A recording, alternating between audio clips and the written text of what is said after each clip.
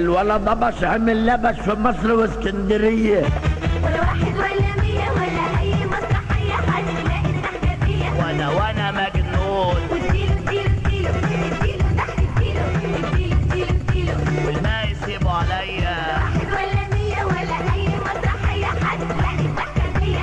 وانا مجنون. الواد ضبش على مسرح نجم بالقاهرة والاسكندرية. مجدي الإبياري، شريف عبد اللطيف.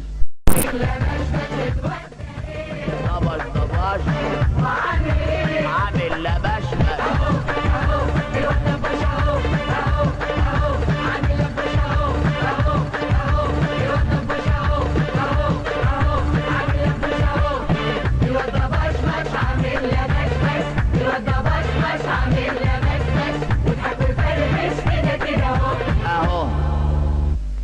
الواد ضبش عامل لبش بالإسكندرية بمسرح نجم السبت والحد والاثنين والثلاث، بالقاهرة بمسرح نجم الأربع والخميس والجمعة. تأليف مجدي الإبياري، إخراج شريف عبد اللطيف.